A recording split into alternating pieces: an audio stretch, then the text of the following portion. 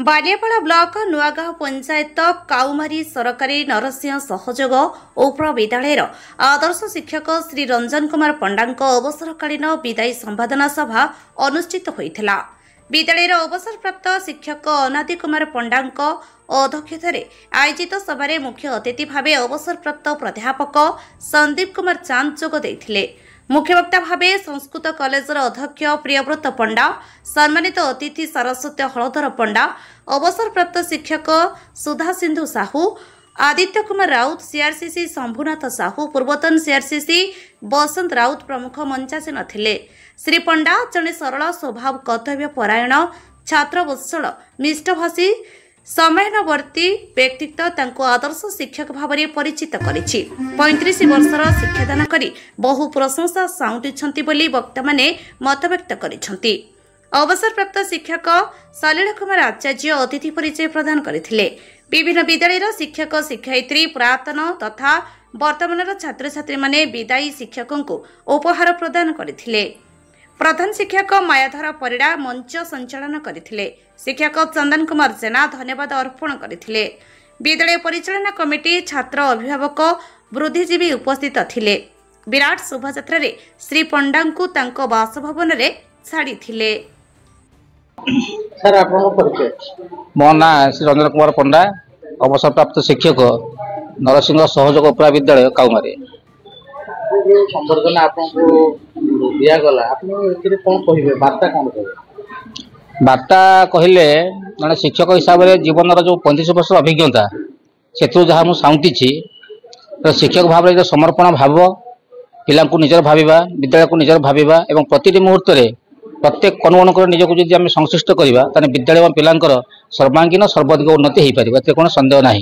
जेपर्यंत आम यही समर्पित भाव न रखा से पर्यंत केबे मध्य विद्यालय और पिलांकर उन्नति संभव हो पार ना। यहाँ हूँ बड़ जिनस गोटे।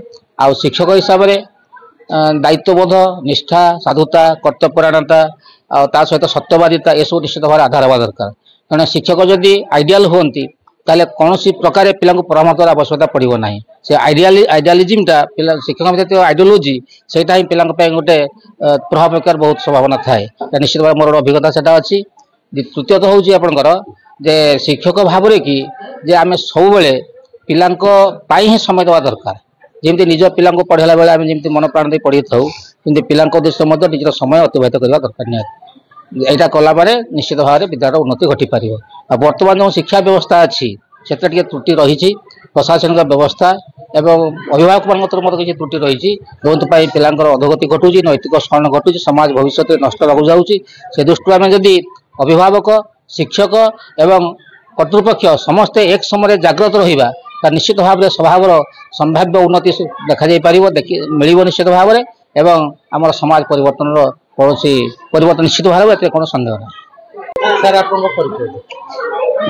मो ना हूँ प्रियव्रत पंडा, अध्यक्ष ध्रुवचरण संस्कृत महाविद्यालय। आज जो संबर्धना सभा अतिथि भाव में कौन समाज को वार्ता देवा चाहते? पिला यही वार्ता हवा दरकार। आज जो विदाय संबर्धना उत्सव जो विदायी शिक्षक जो लब्ध दश प्राप्त रंजन कुमार पंडा महोदय तांकर गुणावली को जदि पिला माने किछि मात्रा अनुसरण करेंगे ताले निश्चित भाव में आग को जीवे। पिला वार्ता देवार बहुत अच्छी। शिक्षक होउचंती समाजर दर्पण एवं शिक्षक रूपी दर्पण रे छात्र मानकर मुख प्रतिबिंबित हला भली छात्र छात्री मानक मध्य थिबा जो मालिन्यता दूर हुए। तेणु वास्तव में जड़े आइडियल टीचर हिसाब से रंजन सार को मु नुह आम गाँ विभिन्न क्लस्टर रू बहुत शिक्षक माने आछंती, प्राक्तन छात्र छात्री माने आछंती, ग्रामवासी माने आछंती, माँ माने आछंती, समस्ते उच्छ्वसित संवर्धित कर समयानुवर्तिता, छात्र वत्सलता, विनयावनता आदि गुण एवं सहकर्मी मानक सह समसंबंधित करी उभयंक मध्य पारस्परिक सुसंबंध रखी ग्रामवासी मान सहित ओतप्रोत भाव जड़ित थी ये विद्यालय को श्री वृद्धि कर श्री मंडित कर उदात्त कंठे कहीपरि। तेणु समाज यही जड़े जड़े आदर्श शिक्षक आवश्यक अच्छी।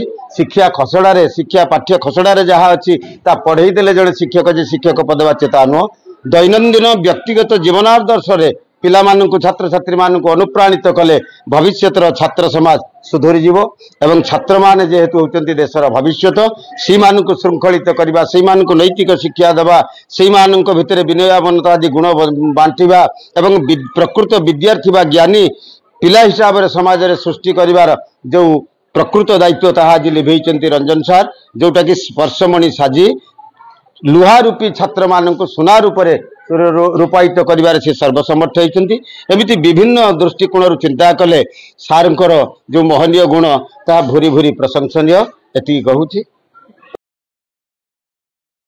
बालेपाड़ू सुभद्रा राउतंक रिपोर्ट मोबाइल टीवी।